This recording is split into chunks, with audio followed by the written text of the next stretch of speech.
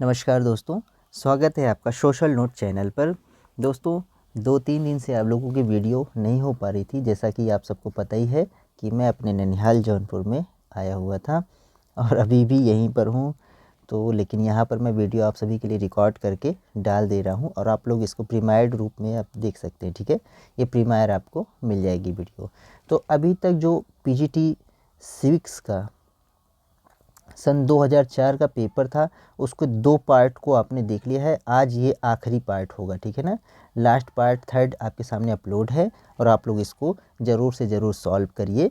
और पीछे की वीडियो अगर आप लोगों ने नहीं देखी है तो ऊपर आई बटन में यहाँ पर जा कर के आप लोग उसको देख सकते हैं। पूरी प्लेलिस्ट आपको यहाँ पर आई बटन में मिल जाएगी। तो चलिए देर ना करते हुए जल्दी से वीडियो को स्टार्ट कर लेते हैं और देखते हैं आज के प्रश्नों को और सन 2004 के पीजीटी के सिविक्स का पेपर समाप्त कर लेते हैं। देखिएगा 66वें प्रश्न से शुरुआत करेंगे कि ओम्बुड्समैन की संस्था सर्वप्रथम कहाँ स्थापित की गई। ठीक है, अच्छा प्रश्न है, बार बार पूछता है, इम्पॉर्टेंट होगा आपके टीजीटी के एग्ज़ाम के लिए। ऑस्ट्रेलिया से, नॉर्वे, फिनलैंड या स्वीडन से? सभी लोग उत्तर बताने का जल्दी जल्दी प्रयास कीजिएगा। क्वेश्चन नंबर 66, फटाफट आंसर दें सभी। चलिए दोस्तों, बिल्कुल सही आ रहा है सभी का उत्तर। तो सबसे पहले स्वीडन देश में, ठीक ना, स्वीडन ने सबसे पहले 1809 ईस्वी में, ठीक है, इसको अपनाया था। इसके बाद स्वीडन के बाद सबसे पहले स्वीडन देश, फिर इसके बाद फिनलैंड ने, फिर इसके बाद आपके डेनमार्क ने, फिर इसके बाद नॉर्वे ने इसको अपनाया था। किसको? सर्वप्रथम। दूसरे नंबर पर फिनलैंड, तीसरे नंबर पर डेनमार्क और चौथे नंबर पर नॉर्वे ने इसको अपनाया था। ठीक है, और फिर न्यूजीलैंड और ब्रिटेन ने भी इसको अपनाया था। क्या? ओम्बुड्समैन। ऑप्शन यहाँ पर डी सभी का राइट आ रहा होगा। अगला देखेंगे, 67वां प्रश्न है, भारतीय संविधान के किस अनुच्छेद के अधीन राज्यपाल राष्ट्रपति के विचारार्थ किसी विधेयक को आरक्षित रख सकता है? ठीक है, विधेयक को आरक्षित रखने की बात कर रहा है, कौन सा आर्टिकल के अंतर्गत? 169, 200, 256, 201। चलिए, बिल्कुल सही है। तो आर्टिकल नंबर सभी का आंसर बी आ रहा होगा, यहाँ पर उत्तर बी राइट हो जाएगा। अनुच्छेद 200 के तहत क्या होता है? विधेयकों की अनुमति संबंधित प्रावधान किया गया है। ठीक है ना, यहाँ पर क्या है? विधेयक अनुमति संबंधी प्रावधान है, जिसमें जो है राज्यपाल क्या करता है? राष्ट्रपति के विचारार्थ के लिए, मतलब राष्ट्रपति उस पर विचार करे, उसके लिए, उनके लिए जो है विधेयक को आरक्षित, किसी विधेयक को वो आरक्षित रख सकते हैं। आर्टिकल नंबर वो होता है 200। ठीक है, ऑप्शन बी सभी का यहाँ पर राइट होगा। अगला देखिएगा, 68वां प्रश्न है, भारतीय संविधान के किस अनुच्छेद के अंतर्गत कोई नागरिक अपने मौलिक अधिकार की रक्षा के लिए उच्च न्यायालय में याचिका दायर कर सकता है? ठीक है, मौलिक अधिकारों की रक्षा के लिए जो है आप रिट्स जो है दायर कर सकते हैं। ठीक है, यह हमारा मूल अधिकार भी है, मूल अधिकार भी है। ठीक है, आर्टिकल नंबर 35 के अंतर्गत आपको ये मिलता है। लेकिन यहाँ कह रहा है कि उच्च न्यायालय यानी हाई कोर्ट के तहत किस आर्टिकल के तहत आप जो है रिट दायर कर सकते हैं? 222, 224, 226 और 228। बताइए, फटाफट उत्तर देने का प्रयास कीजिएगा। चलिए, बहुत ही अच्छा, सभी का उत्तर बिल्कुल ठीक आ रहा है कि आर्टिकल नंबर 226, 226। आंसर यहाँ पर सी राइट हो जाएगा। 226 के अनुसार क्या है कि जो है कोई नागरिक जो है अपने मौलिक अधिकारों की रक्षा के लिए हाई कोर्ट में यानी कि उच्च न्यायालय में जो है रिट दायर या याचिका दायर कर सकता है। ठीक है ना, रिट या याचिका दायर कर सकता है। ठीक है, ऑप्शन यहाँ पर सी राइट होगा। अगला देखिएगा, 69वां क्वेश्चन है, भारतीय लोकसभा की अधिकतम संख्या हो सकती है कितनी? 552, 550, 545 या 548? फटाफट उत्तर देने का प्रयास कीजिएगा। चलिए, फटाफट उत्तर दें।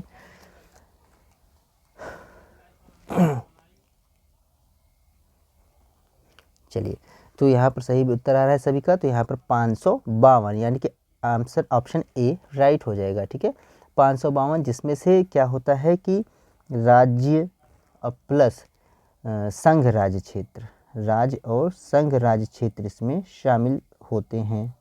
ठीक है, जिसमें से राज्य से आप 530 प्लस संघ क्षेत्रों से 20 और प्लस दो एंग्लो इंडियन। ठीक है, एंग्लो इंडियन की व्यवस्था थी, एंग्लो इंडियन वाला अभी हटा दिया गया है। ठीक है, तो यहाँ पर ये वाला नहीं रहेगा, बाकी इनको मिलाकर ही जो है ये टोटल 552 होते थे। ठीक है, तो यहाँ पर ऑप्शन ए राइट हो जाएगा। अगला बताइए, 17वां प्रश्न है, किस संविधान के द्वारा संपत्ति के अधिकार को मौलिक अधिकार कोई अभ्यास से निकाल दिया गया, मतलब मौलिक अधिकारों से निकाल दिया गया है? 36वां, 44वां, 42वां, 46वां? फटाफट उत्तर देंगे। ये सब क्वेश्चन पूछता रहता है हमेशा, टीजीटी के लिए इम्पोर्टेंट रहते हैं, है ना। चलिए, बिल्कुल सही है, तो 44वां संविधान संशोधन, यानी ऑप्शन बी राइट हो जाएगा। 44वें संविधान संशोधन के द्वारा जो है मौलिक अधिकारों के अधिकार क्षेत्र से संपत्ति के अधिकार को निकाल दिया गया है। इसको अब कानूनी या विधिक अधिकारों के अंतर्गत बना दिया गया है, एक कानून के रूप में। ठीक है, कौन से आर्टिकल नंबर 300 ए के अंतर्गत इसको डाल दिया गया है। इसको विधिक अधिकार, विधिक कानूनी मतलब बना दिया गया। ठीक है ना, कानूनी अधिकार हो गया है ये अब। अगला देखिएगा, भारत के संविधान ने अमेरिका की न्यायिक सर्वोच्चता प्रणाली और इंग्लैंड की संसदीय सर्वोच्चता के सिद्धांत के बीच आश्चर्यजनक रूप से एक मध्यम मार्ग खोज निकाला है। यह कथन किसका है? M V. Pylee, Durgadas Basu, Sir Ivor Jennings, Granville J Austin. फटाफट उत्तर देने का प्रयास कीजिएगा। बहुत ही अच्छा, सभी लोग का आंसर आ रहा है दोस्तों, बिल्कुल सही है। सभी का उत्तर बी यहाँ पर ठीक आ रहा होगा। डी बसु या दुर्गादास बसु जो बोलते हैं, जिनकी पुस्तकें आप पढ़ते भी हैं संविधान की, इनकी पुस्तक है कमेंट्री ऑफ, इनकी जो पुस्तक है commentary of the Indian constitution. ठीक है, इसमें जो है वो ये बात बोलते हैं। ठीक है, यहाँ पर ऑप्शन बी राइट होगा। सभी को उत्तर ठीक आ रहा होगा, जिनको ना पता हो वो लोग नोट डाउन कर लेंगे। अगला देखिएगा, निम्नलिखित में से कौन संविधानेतर संस्था है? ये सब पूछता रहता है क्वेश्चन। वित्त आयोग, निर्वाचन आयोग, योजना आयोग, अंतर्राष्ट्रीय परिषद? फटाफट उत्तर देने का प्रयास करिएगा। चलिए, तो जब क्वेश्चन बना था उस समय योजना आयोग जो है आपका अस्तित्व में था, लेकिन अब योजना आयोग की जगह नीति आयोग हो गया है। ठीक है ना, तो नीति आयोग है, तो यहाँ पर नीति आयोग या योजना आयोग ठीक हो जाएगा। ऑप्शन सी सभी का राइट होगा। अगला देखिएगा, 73वां प्रश्न है, डॉक्टर भीमराव अंबेडकर ने भारतीय संविधान में वर्णित किस अधिकार को संविधान का हृदय एवं आत्मा कहा है? शोषण के विरुद्ध अधिकार, संवैधानिक उपचारों का अधिकार, धार्मिक स्वतंत्रता का अधिकार, एक और है समता या समानता का अधिकार? फटाफट उत्तर देने का प्रयास कीजिएगा।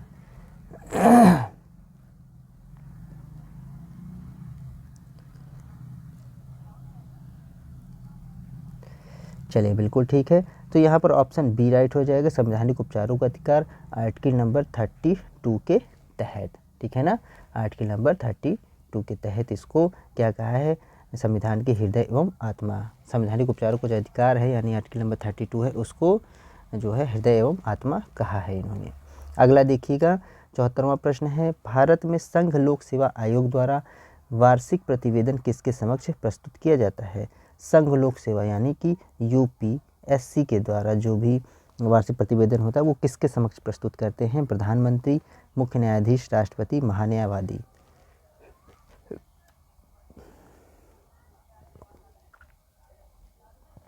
चलिए, बहुत ही अच्छा, बिल्कुल ठीक है, ऑप्शन यहाँ पर सी राइट हो जाएगा, राष्ट्रपति। ठीक है, तो जो संघ लोक सेवा आयोग का जो अध्यक्ष होता है, ठीक है, उसकी ये ड्यूटी होती है, उसका ये कर्तव्य होता है, और आर्टिकल नंबर 323(1) के तहत वो क्या करेगा कि उसका वो कर्तव्य होगा कि राष्ट्रपति को आयोग द्वारा किए गए कार्य के बारे में प्रतिवर्ष प्रतिवेदन दे। क्या करेगा कि 3231 के तहत क्या है कि आयोग द्वारा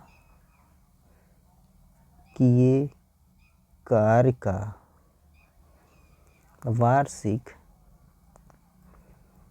प्रतिवेदन राष्ट्रपति को देगा। और ये क्या होगा, कर्तव्य होगा किसका, यूपीएससी का।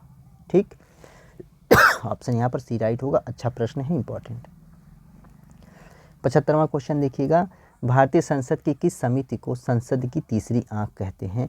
प्राक्कलन समिति, लोक लेखा समिति, लोक उद्यम समिति या नियत समिति? फटाफट बताइएगा।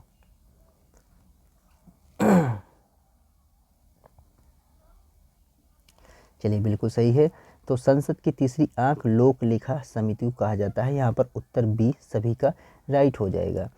जल्दी से बताइएगा, किस समिति को जुड़वा बहन कहा जाता है? जुड़वा बहन कहते हैं। किस समिति को जो है जुड़वा बहन कहते हैं?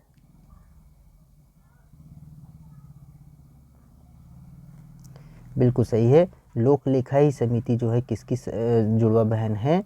तो वो प्राक्कलन समिति की।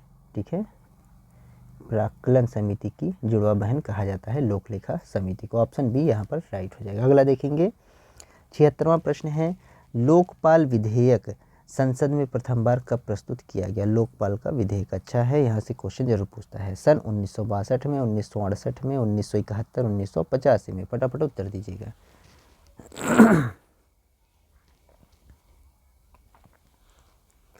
चलिए, बिल्कुल सही है। तो यहाँ पर ऑप्शन बी राइट हो जाएगा, सन 1968 में। ठीक है, उत्तर बी यहाँ पर राइट है। अगला देखेंगे, कौन संविधान संशोधन अधिनियम भारतीय राष्ट्रपति के निर्वाचन में संघीय क्षेत्रों में विधानसभा के सदस्यों के भाग लेने का प्रावधान करता है? 7वां संशोधन अधिनियम, 42वां संशोधन अधिनियम, 50वां संशोधन अधिनियम या 70वां संशोधन अधिनियम? फटाफट उत्तर देने का प्रयास करेंगे।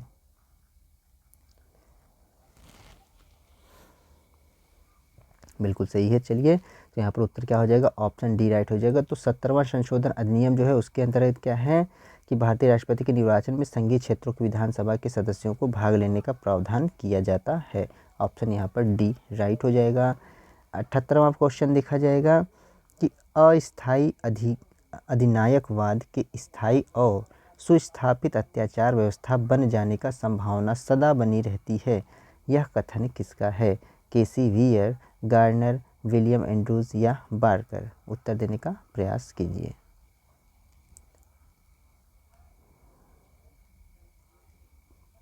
चलिए दोस्तों, बिल्कुल सही है।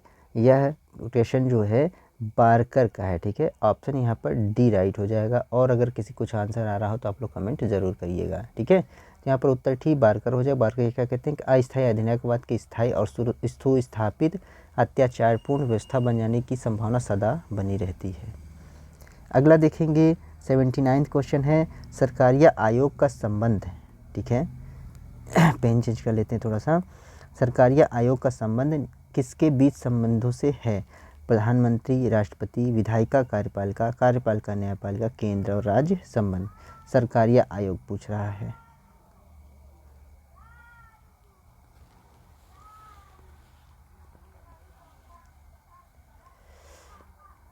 चलिए दोस्तों, बिल्कुल सही है। तो यहाँ पर केंद्र राज्य से जो है संबंधित है आपका सरकारिया आयोग। कब ये गठित हुआ था? तो 1983 में। ठीक, 1983। अगला देखिएगा, 80 है क्वेश्चन, कौन सा युग्म गलत है? गलत निकालना है। फ्रांस में संवैधानिक परिषद, स्विट्जरलैंड में लैंडस्माइंड, चीन में केंद्रीय सैन्य आयोग, अमेरिका में एक बार स्पीकर सदैव स्पीकर? बताएं।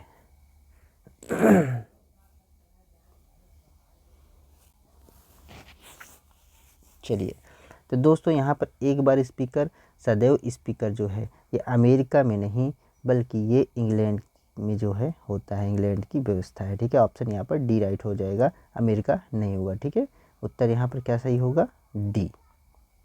अगला देखिएगा 81वां प्रश्न है 81th, संयुक्त राज्य अमेरिका में शासन की शीर्ष विभिन्न शाखा और कांग्रेस की भुजाएं किसे कहा गया है? सर्वोच्च न्यायालय को, स्वतंत्र नियामकीय आयोग को, फेडरल कोर्ट को या कार्यपालिका को? 81 का ऑप्शन आंसर दे। बहुत ही अच्छा, सभी का उत्तर बी आ रहा होगा। स्वतंत्र नियामकीय आयोग को जो है शासन की शीर्ष विहीन शाखा और कांग्रेस की भुजा कहा गया है। ठीक है, उत्तर यहाँ पर बी राइट हो जाएगा। 82वां क्वेश्चन देखेंगे जेरी मेंडरिंग की प्रथा किस देश में प्रचलित है? इंग्लैंड, फ्रांस, चीन या संयुक्त राज्य अमेरिका?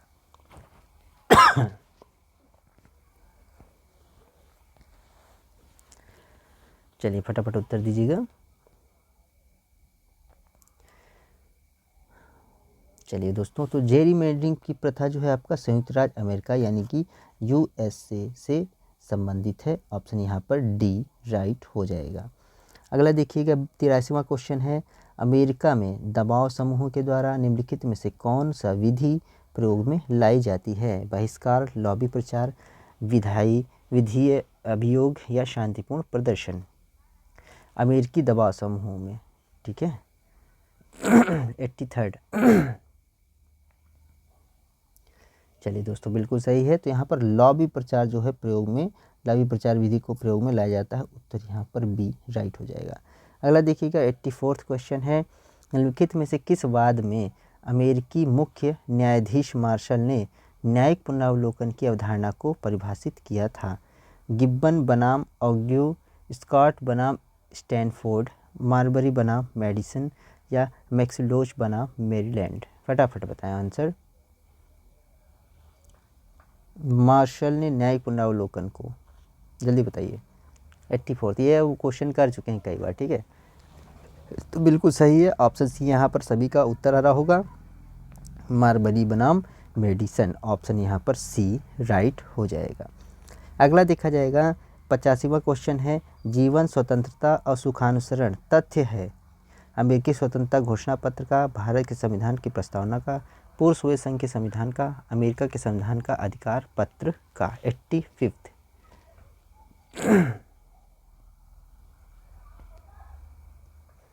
चलिए दोस्तों, बिल्कुल ठीक है। तो जीवन, स्वतंत्रता, सुखानुसरण ये अमेरिकी स्वतंत्रता का घोषणा पत्र का तथ्य है या उसका एक मुख्य जो है भाग है, ठीक है। ऑप्शन ए यहाँ पर राइट हो जाएगा। अगला देखेंगे 86th क्वेश्चन है कौन सा ऐसा देश है जहां लूट पद्धति के आधार पर लोक सेवा की भर्ती का लंबा इतिहास रहा है? भारत, अमेरिका, फ्रांस या चीन? उत्तर देंगे।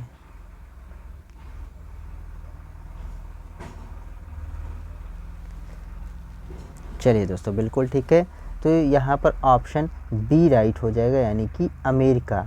अमेरिका में लूट पद्धति या इसको क्या बोलते हैं स्पॉयल सिस्टम, हिंदी में लिख ली स्पॉयल सिस्टम भी कहा जाता है। ऑप्शन बी यहाँ पर यानी कि अमेरिका में राइट हो जाएगा, ठीक है। अगला देखिएगा नेक्स्ट क्वेश्चन है 87th क्वेश्चन है गुणतंत्र का लौह नियम का प्रतिपादन किसने किया है? रॉबर्ट मिचेल्स ने, मैक्स वेबर ने, पैरेटो ने या मोस्का ने? गुणतंत्र का लौह नियम, फटाफट उत्तर देने का प्रयास करें।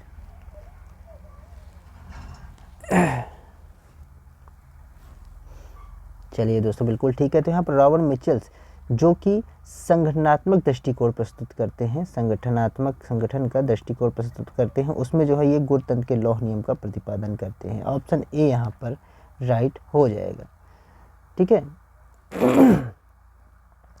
अल्पतंत्र का लौह नियम भी कहता है, ठीक है। ऑप्शन ए राइट होगा। अगला देखेंगे यदि अति समानता में प्रजातंत्र भ्रष्ट होता है तो साथ ही अति समानता की भावना से भी वह नष्ट हो जाएगा। यह कथन किसका है? मॉन्टेस्क्यू, अरस्तू, मैकियावेली, जे.एस. मिल?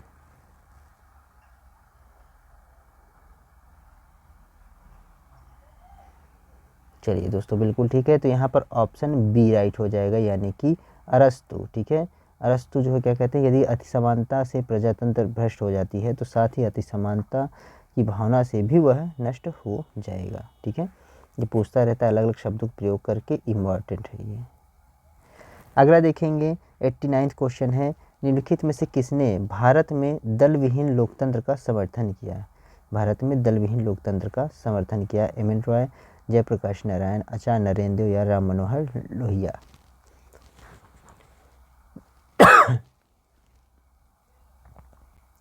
बिल्कुल सही है दोस्तों, तो ऑप्शन बी राइट हो जाएगी यहाँ पर, जयप्रकाश नारायण। ये जो है भारत में दल विहीन लोकतंत्र का समर्थन करते थे। अगला है 90वां प्रश्न है, निम्नलिखित में से किस देश में एक दलीय पद्धति है? ऑप्शन ए है भारत, फ्रांस, चीन या अमेरिका? बताएं।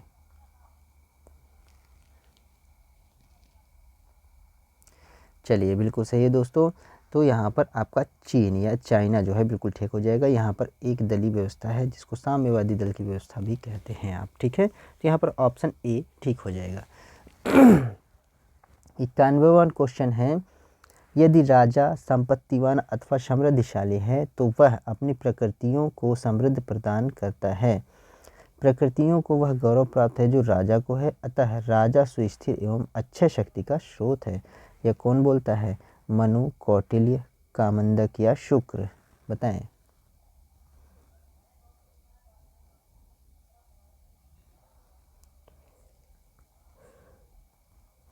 तो बिल्कुल सही दोस्तों, यहाँ पर ये कौटिल्य कहते हैं इस बात को, ठीक है ना। कौटिल्य क्या कहते हैं कि यदि राजा संपत्तिवान और समृद्धिशाली है अथवा, तो वह अपनी प्रकृतियों को समृद्ध प्रदान करता है। प्रकृतियों को वही गौरव प्राप्त है जो राजा को है, अतः राजा स्थिर एवं शक्ति का स्रोत है, अच्छा शक्ति का स्रोत है, ठीक है। 92वां प्रश्न है आपके सामने, प्राचीन भारतीय राजनीतिक विचारकों ने राज्य के कितने अंग बताए हैं? 4, 6, 7, 5? 92 92वां प्रश्न है, उत्तर देने का प्रयास कीजिएगा।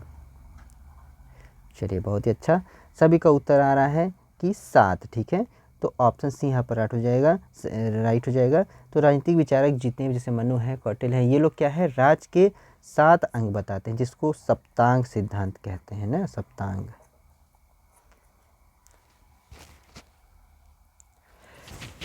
सॉरी। चलिए, तो ये हो गया 92 क्वेश्चन हो गया है। आगे आइए देखते हैं, ये मिलाना है आपको, मैं इसको थोड़ा छोटा कर देता हूँ, आप लोग फटाफट उत्तर देने का प्रयास कीजिएगा। देखिएगा, लिखा है भारत सैनिक और साम्यवाद, संयुक्त राष्ट्र अमेरिका समाजवादी अंतर्राष्ट्रीय के सिद्धांत पर मैत्री सहयोग, सोवियत रूस लिखा है मैत्री एवं शांतिपूर्ण सहअस्तित्व, चीन साम्यवाद का अवरोध। बताइए, मिलाइए फटाफट इसको।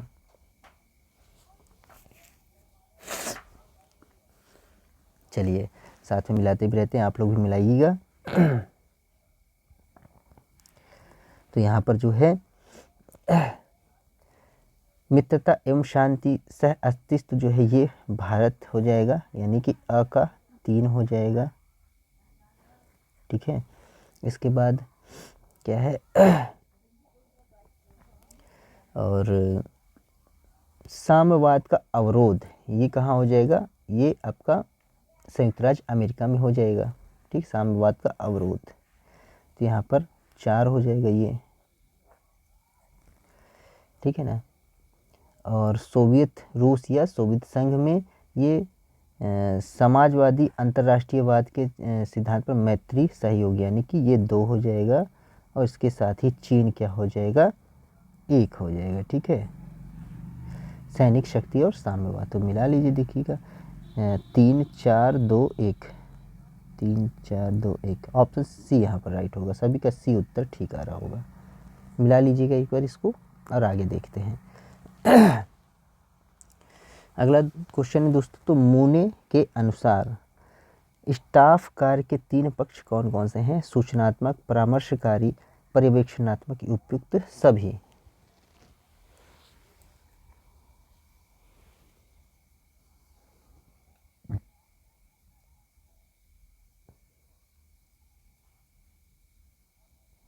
बिल्कुल सही है, तो उपयुक्त सभी जो है, तीनों ही पक्ष जो है स्टाफ कार्य के अनुसार, कार्य के 3 पक्ष होते हैं, किसके अनुसार? मूने के अनुसार, यानी कि सूचनात्मक, जिसको आप कहते हैं इंफॉर्मेटरी या इंफॉर्मेटिव, ठीक है, इसको भी लिख लीजिए, कभी कभी इंग्लिश में पूछता है इंफॉर्मेटरी। इसके बाद परामर्शकारी एडवाइजरी, पर्यवेक्षणात्मक या निरीक्षणात्मक सुपर,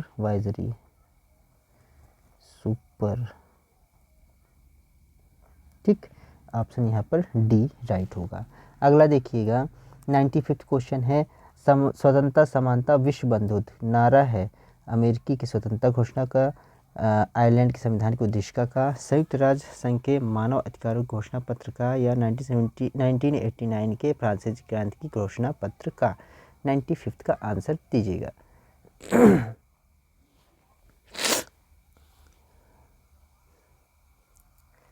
चलिए दोस्तों, बिल्कुल सही सभी को उत्तर आ रहा है। तो स्वतंत्र समानता विश्व बंधुत्व ये नारा है ऑप्शन डी 1789 की फ्रांसीसी क्रांति की घोषणा पत्र का, ठीक है, उत्तर यहाँ पर डी राइट हो जाएगा।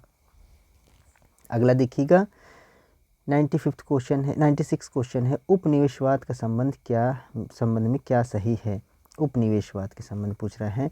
नव उपनिवेशवाद प्रभाव क्षेत्र का साम्राज्य है एवं यह आधुनिक साम्राज्यवाद है, या नव उपनिवेशवाद में एक शक्तिशाली राष्ट्र से और एक अपेक्षाकृत कम शक्तिशाली राष्ट्र का संबंध एक आर्थिक उपनिवेश अथवा उपग्रह का होता है। सी ऑप्शन है, इनमें बहुराष्ट्रीय कंपनियों द्वारा खनिज संपदा एवं उपभोक्ता व्यापार पर नियंत्रण आदि साधनों का प्रयोग किया जाता है, या उपयुक्त सभी। 96 का आंसर दीजिएगा। बिल्कुल सही बात दोस्तों, सभी का उत्तर बिल्कुल ठीक है, तो यहाँ पर ऑप्शन डी राइट हो जाएगा। नव उपनिवेशवाद में ये सभी जो है शामिल रहते हैं, ठीक है, इसको पॉज करके अच्छे से समझ लीजिएगा, ठीक है, नव उपनिवेशवाद को, ठीक है, ये सब पीजीटी में क्वेश्चन पूछता रहता है। देखेंगे अगला प्रश्न 97 है, औपचारिक प्रशिक्षण को निम्न वर्गों में से किसमें विभाजित किया जाता है। प्रवेश पूर्व प्रशिक्षण, अभिनवकरण प्रशिक्षण, सेवाकालीन प्रशिक्षण, उपयुक्त सभी। औपचारिक प्रशिक्षण पूछ रहा है।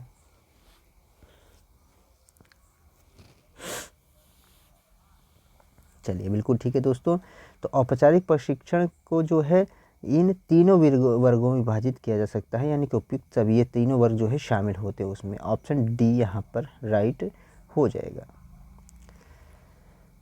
अगला देखा जाएगा, लोक प्रशासन पर नियंत्रण की दशा कौन सी है। अधिकार क्षेत्र का अभाव, विवेक की अनुचित प्रयोग, प्रक्रिया संबंधी त्रुटि, इनमें से सभी।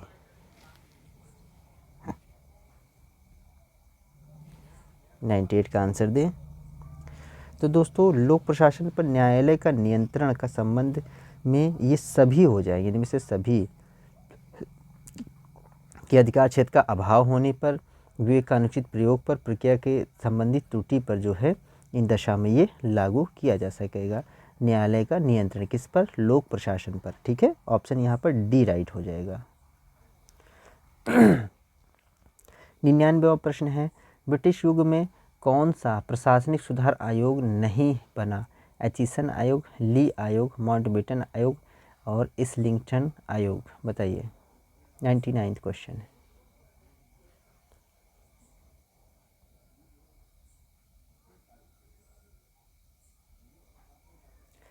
तो दोस्तों माउंटबेटन बिल्कुल ठीक है, तो प्रशासनिक सुधार आयोग नहीं बना ब्रिटिश युग में। माउंटबेटन आयोग जो है ये प्रशासनिक सुधार आयोग नहीं था ब्रिटिश काल में, ठीक है, ऑप्शन यहाँ पर सी राइट हो जाएगा, ठीक है। एक बार देखिएगा इसको,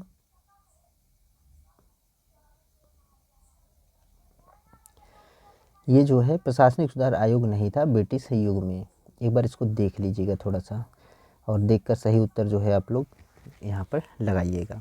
अगला देखेंगे 100वां प्रश्न है, अंतर्राष्ट्रीय राजनीति में यथार्थवादियों को तामस पुत्र और आदर्शवादियों को प्रकाश पुत्र की संज्ञा किसने दी है। यथार्थवादियों को तामस पुत्र, आदर्शवादियों को प्रकाश पुत्र। मार्गेनथाउ, पास्टर और पार्किंस, नाइबहर, स्प्राउट, बताइए।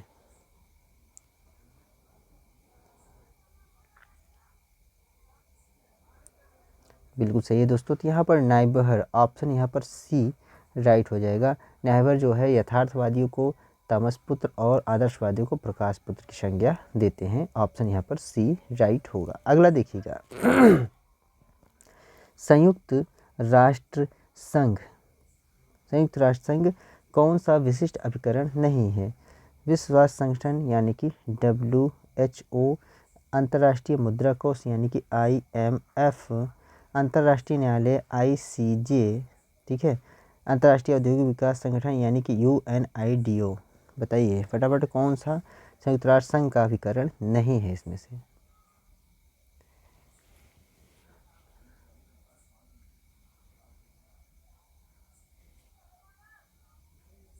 चलिए दोस्तों बिल्कुल ठीक है। तो ICJ जो अंतर्राष्ट्रीय न्यायालय है, ऑप्शन सी यहाँ पर राइट हो जाएगा। ये संयुक्त राष्ट्र संघ का विशिष्ट अभिकरण या उससे संबंधित नहीं है। यहाँ पर उत्तर सी राइट होगा। सभी का आंसर सी सही आ रहा होगा।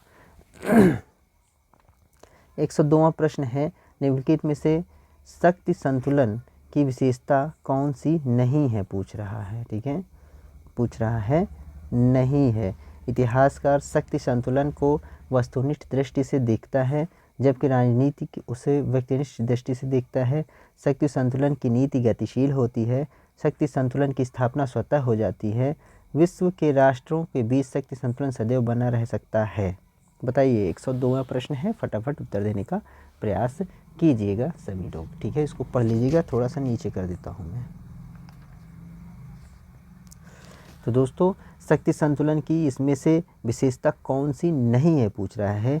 तो यहाँ पर जो ऑप्शन सी है, शक्ति संतुलन की स्थापना स्वतः हो जाती है, तो ऐसा नहीं है। ऑप्शन यहाँ पर सी गलत हो जाएगा, यानी कि ऑप्शन सी राइट है।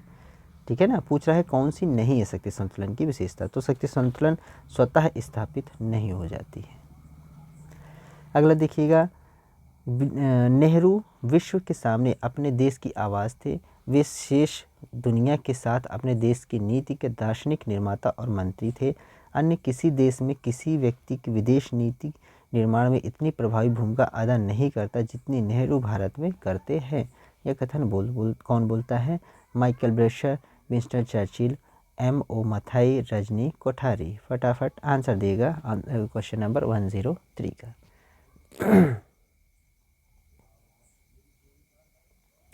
चलिए दोस्तों फटाफट इसका आंसर देख लेते हैं। तो इसका उत्तर बिल्कुल सही है, ऑप्शन ए राइट हो जाएगा। माइकल ब्रेशर जो हैं ये बात बोलते हैं नेहरू जी के बारे में। ठीक है, इसको देख लीजिएगा, पॉज करके पढ़िएगा अच्छे से। अगला देखिएगा 104वां प्रश्न है, तनाव शैथिल्य का निर्धारक तत्व कौन नहीं है? दिनांत संबंध पारस्परिक राष्ट्रीय हितों को पूर्ति करते थे। आणविक आतंक और आणविक युद्ध का भय, शीत युद्ध का समरसतापूर्ण वातावरण, राष्ट्रीय प्राथमिकताओं और बुनियादी परिवर्तन। चलिए आंसर बताने का प्रयास कीजिएगा फटाफट। तनाव शैथिल्य के निर्धारक तत्व कौन सा नहीं है? फटाफट उत्तर देने का प्रयास करिएगा। 104वां प्रश्न है, तनाव शैथिल्य का निर्धारक तत्व कौन सा नहीं है?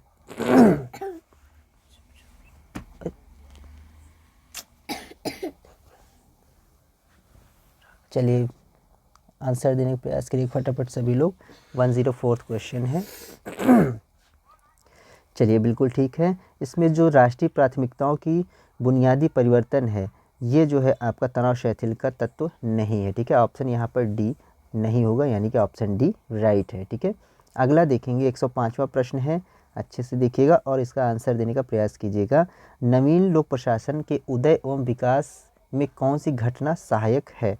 देखिएगा, सार्वजनिक सेवाओं संबंधी उच्च शिक्षा पर प्रतिवेदन 1967, मिन्नो बुक सम्मेलन 1968, और देखिएगा नेक्स्ट है डाइट वाइल्ड द्वारा संपादित public administration in a time of turbulence 1971, या उपयुक्त सभी। इसको थोड़ा छोटा कर देता हूँ, आप लोग देखिएगा और आंसर दीजिएगा।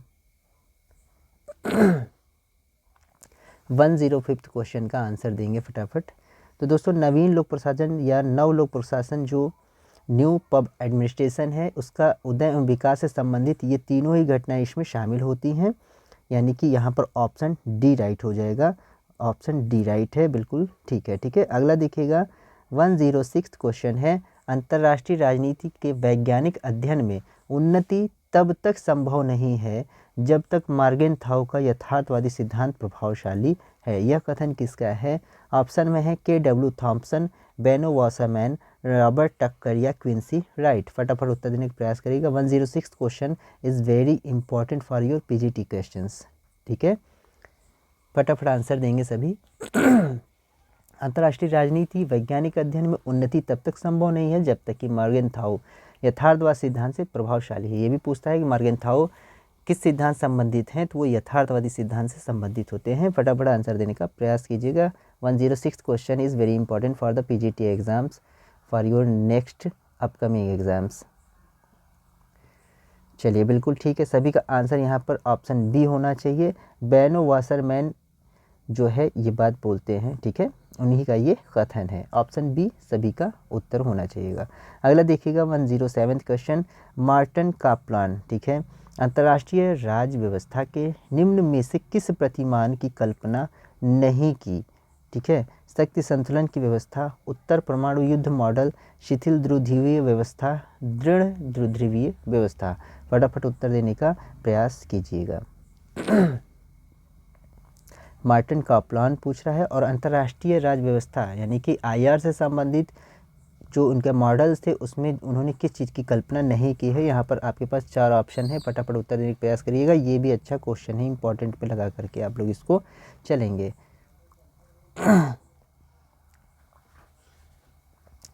बिल्कुल ठीक है, तो यहाँ पर सभी का उत्तर ऑप्शन बी आना चाहिए, उत्तर परमाणु युद्ध मॉडल। ठीक है, ऑप्शन यहाँ पर बी राइट हो जाएगा। ठीक है, यहाँ पर ऑप्शन बी राइट है, सभी का उत्तर बी होना चाहिए, उत्तर परमाणु युद्ध मॉडल। ठीक है, अगला देखेंगे 108 क्वेश्चन है आपके सामने। लोकायुक्त पद की स्थापना सर्वप्रथम 1971 ईस्वी में कहाँ की गई थी? बिहार, महाराष्ट्र, राजस्थान, तमिलनाडु। उत्तर देने का प्रयास करिएगा सभी लोग फटाफट। लोकायुक्त पद की स्थापना 1971 में सर्वप्रथम, बिल्कुल सही, सभी को उत्तर आ रहा है। तो दोस्तों यहाँ पर महाराष्ट्र हो जाएगा। ठीक है, महाराष्ट्र, ऑप्शन यहाँ पर बी राइट होगा, सभी का उत्तर बी आ रहा होगा। ठीक, देखा जाएगा। अगला प्रश्न है, सामूहिक सुरक्षा के संबंध में निम्नलिखित में से कौन सा कथन गलत है? सामूहिक सुरक्षा, ये भी अच्छा प्रश्न है, अपकमिंग एग्जाम्स जो पीजीटी टीजीटी के हैं उसमें पूछे जाने की संभावना रहेगी। इसको देखिएगा, थोड़ा छोटा करते हैं। किसी एक राज्य पर किया गया आक्रमण सभी राज्यों पर आक्रमण नहीं माना जाएगा। किसी राष्ट्र विशेष की सुरक्षा अकेले उसी राष्ट्र की चिंता का विषय ना हो, वरन यह सारे अंतर्राष्ट्रीय समाज की चिंता का विषय हो। ऑप्शन सी है, आक्रमणकारी अलावा अन्य सभी राष्ट्रों के बीच सहयोग सामूहिक सुरक्षा का सार तत्व है। ऑप्शन डी है, यदि एक राष्ट्र किसी अन्य राष्ट्र की सुरक्षा में खतरा पैदा करता है तो खतराग्रस्त राष्ट्र की ओर से सभी राष्ट्र कार्रवाई करें। बताइए, सामूहिक सुरक्षा से में कौन सा कथन गलत है, पूछ रहा है, बताएंगे सभी। आराम से पढ़ेंगे, ध्यान से पढ़ेंगे, तभी इसका आंसर दे पाएंगे।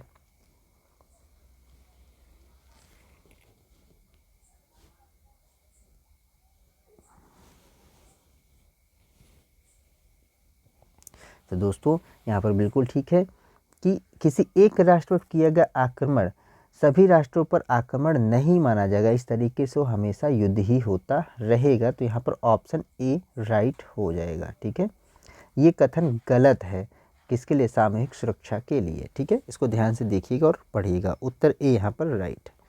अगला देखिएगा, दक्षिण एशियाई क्षेत्रीय संगठन सहयोग यानी कि दक्षेस में कितने सदस्य देश हैं? 8, 7, 9, 6। बता, फटाफट आंसर देने का प्रयास करिएगा।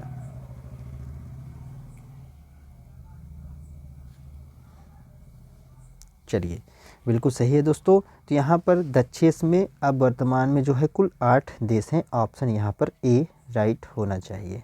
ठीक, सभी का उत्तर बिल्कुल ठीक आ रहा होगा। 111वां प्रश्न है आपके सामने, निम्न में से कौन सा उत्तर दक्षिण संवाद का तात्पर्य नहीं है? नई अंतर्राष्ट्रीय अर्थव्यवस्था को स्थापना का स्वप्न देखना, अमीर गरीब देशों के बीच संवाद स्थापित करने का प्रयास है, उत्तर से तात्पर्य है विकसित देश और दक्षिण से तात्पर्य है विकासशील तीसरी देश दुनिया के देश। विश्व व्यापार संगठन की स्थापना करना। उत्तर दक्षिण संवाद का तात्पर्य नहीं है पूछ रहा है, बताएं। यानी कि इसमें से क्या शामिल नहीं है उत्तर दक्षिण संवाद के संबंध में।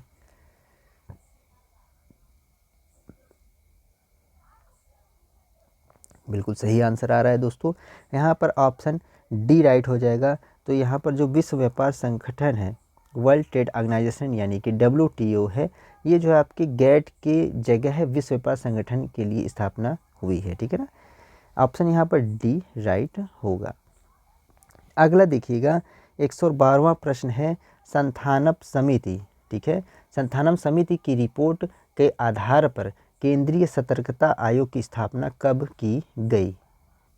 ऑप्शन में है आपके पास मार्च 1964 ईस्वी में, फरवरी 1964 में, जुलाई 1993 ईस्वी में, मई 1965 ईस्वी में। बताइएगा। संथानम समिति की रिपोर्ट के आधार पर केंद्रीय सतर्कता आयोग की स्थापना की जो है डेट या ईयर पूछ रहा है, ठीक है। उत्तर बताने का प्रयास करिएगा। 112वां प्रश्न है। चलिए दोस्तों, सभी का उत्तर आने लगा होगा। यहाँ पर ऑप्शन बी राइट हो जाएगा, फरवरी 1964 ईस्वी में, ठीक है। ऑप्शन यहाँ पर बी राइट हो जाएगा।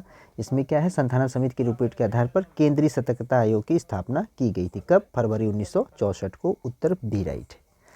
अगला देखिएगा 113वां प्रश्न है उत्तर व्यवहारवाद का आधारभूत लक्षण नहीं है।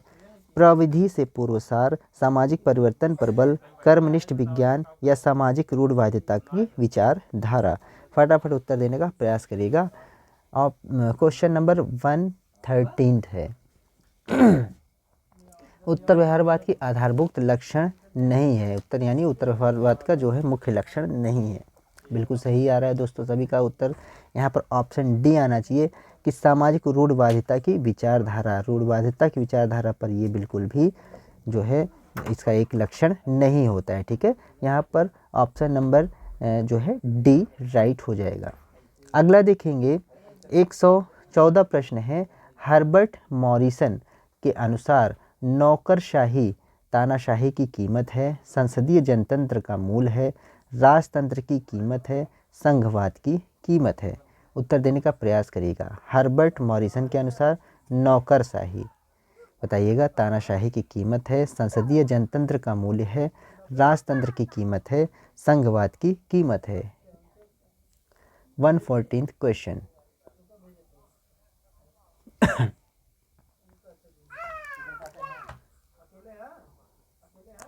चलिए दोस्तों, यहाँ पर हर्बर्ट मॉरिसन के अनुसार जो नौकरशाही है वो संसदीय जनतंत्र का मूल्य है, ठीक है। क्या है? संसदीय जनतंत्र का मूल्य है। यहाँ पर उत्तर बी यानी ऑप्शन बी राइट हो जाना है, ठीक है। सभी का उत्तर बी ठीक आ रहा होगा। अगला देखिएगा 115वां प्रश्न है आपके सामने। तुलनात्मक राजनीति सब कुछ है या कुछ भी नहीं है, यह कथन किसका है? अच्छा है, इम्पॉर्टेंट है। मैग्डिसन का, जी के रॉबर्ट्स का, या जीन ब्रॉन्डेल का, या स्प्रेंगलर का? उत्तर देने का प्रयास कीजिएगा। चलिए, बिल्कुल सही आ रहा है, रॉबर्ट्स का, ठीक है। जी के रॉबर्ट्स का ऑप्शन यहाँ पर बी राइट हो जाएगा। जी के रॉबर्ट्स का कथन है कि तुलनात्मक राजनीति सब कुछ है या कुछ भी नहीं, ठीक है। अगला देखिएगा 116वां प्रश्न है निम्न में से तुलनात्मक राजनीति का उद्देश्य है दार्शनिक लक्ष्य, वैज्ञानिक लक्ष्य, शासन नीति के प्रयोग का लक्ष्य, उपरोक्त सभी। तुलनात्मक राजनीति का उद्देश्य पूछ रहा है, बताइएगा। 116वां प्रश्न है दार्शनिक लक्ष्य, वैज्ञानिक लक्ष्य, शासन नीति के प्रयोग का लक्ष्य। तो दोस्तों यहाँ पर ऑप्शन डी राइट हो जाएगा। ये उपरोक्त सभी जो है ये सभी तुलनात्मक राजनीति के उद्देश्यों में आता है, यानी कि दार्शनिक लक्ष्य, वैज्ञानिक लक्ष्य और शासन नीति के प्रयोग का लक्ष्य भी, ठीक। अगला देखिएगा 117वां प्रश्न है शासन के तुलनात्मक विश्लेषण की परंपरा अरस्तु जितनी प्राचीन है, किंतु आधुनिक दर्शन में संदर्भ में तुलनात्मक राजनीति का अध्ययन सर्वथा नवीन है। बताइएगा किसका कथन है? हैरी एक्सटीन का, ऑनकेन का, डॉक्टर इकबाल नारायण का, या एप्टर का? 117वां प्रश्न, जल्दी से उत्तर देने का प्रयास कीजिएगा सभी लोग। चलिए दोस्तों, सभी का उत्तर आना शुरू हो गया होगा। तो यहाँ पर डॉक्टर इकबाल नारायण यानी कि ऑप्शन सी राइट हो जाएगा। डॉक्टर इकबाल नारायण का ये कथन है कि राजनीति का अध्ययन सर्वथा नवीन है, तुलनात्मक राजनीति का अध्ययन सर्वथा नवीन है। अगला देखेंगे 118वां प्रश्न है, कौन सी समस्या तुलनात्मक राजनीति की समस्या नहीं है? बताइए। परिवृत्तियों की समस्या, धार्मिक मतभेद की समस्या, वैचारिक संरचना की समस्या, भाषा और संस्कृति की विविधता की समस्या।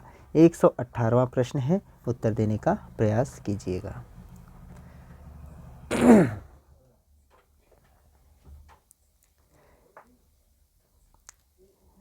पूछ रहा है तुलनात्मक राजनीति की समस्या नहीं है।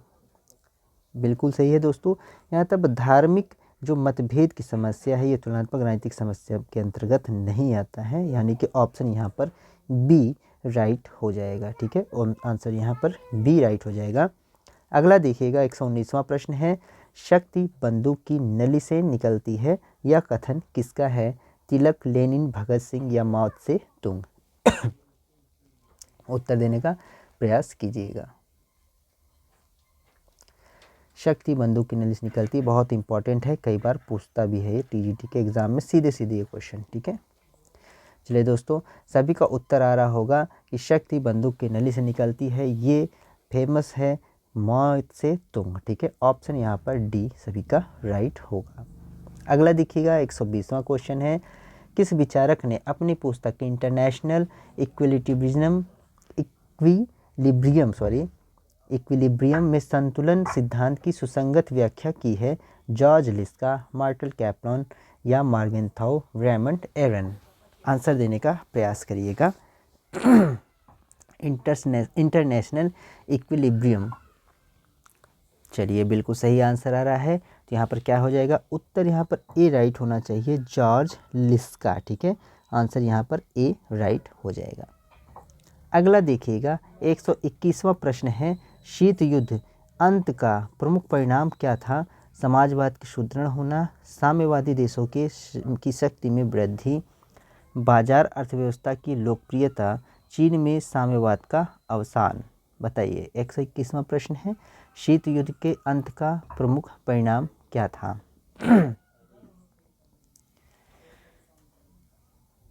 चलिए दोस्तों, बिल्कुल सही है। यहाँ पर ऑप्शन सी जो है, बाजार अर्थव्यवस्था की लोकप्रियता जो है शीत युद्ध के अंत का प्रमुख परिणाम था। ऑप्शन यहाँ पर सी राइट होगा। अगला देखिएगा 122वां प्रश्न है, गैट की स्थान पर 1995 में किस नए संगठन की स्थापना हुई? ठीक है, गैट के स्थान पर 1995 में किस नए संगठन की स्थापना हुई? विश्व बैंक की, अंतर्राष्ट्रीय मुद्रा कोष की, विश्व स्वास्थ्य संगठन की या विश्व व्यापार संगठन की?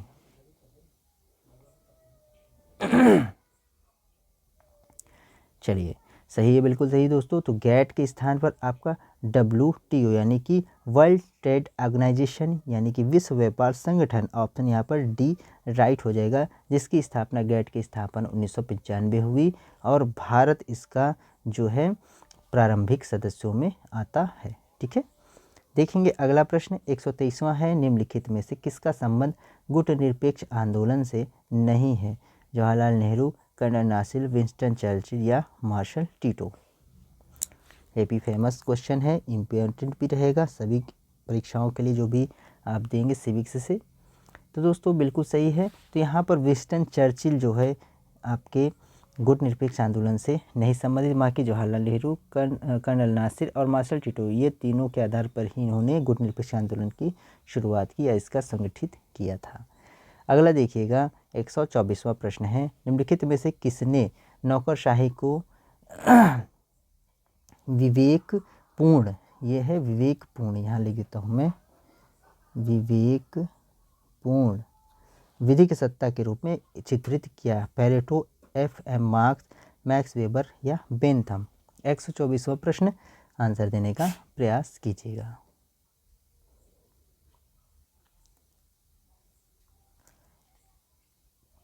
चलिए, बिल्कुल सही है दोस्तों। तो यहाँ पर उत्तर सी ठीक हो जाएगा, ऑप्शन सी ठीक हो जाएगा, मैक्स वेबर। मैक्स वेबर नौकरशाही के प्राधिकार को विशेष सम्मत वैधानिक बताते थे। क्या? विशेष सम्मत वैधानिक, ठीक है ना। तो यहाँ पर ऑप्शन सी राइट हो जाएगा सभी का। अगला देखिएगा 125वां प्रश्न है, किस प्रशासनिक विचारक ने संगठन के सिद्धांत में पोस्टकार्ब के रूप में सूत्रबद्ध किया?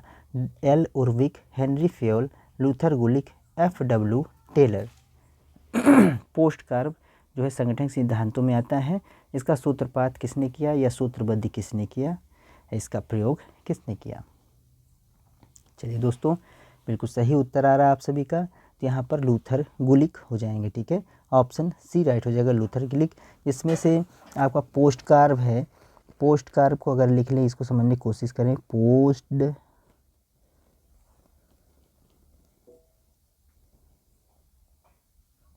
कार्ब, ठीक है। इसको देखिएगा, पी से आपका प्लानिंग हो जाती है, थोड़ा सा रिवाइज कर लेंगे इसको। लास्ट प्रश्न है, ओ फॉर ऑर्गेनाइजेशन, आप लोग भी लिखते जाइए, organisation, and S for staffing, D for हो जाएगा directing, C O for coordination, coordination, R for reporting, and B for budgeting is very important, ठीक है ना, बजटिंग। इसको और अच्छे से लिख लेंगे।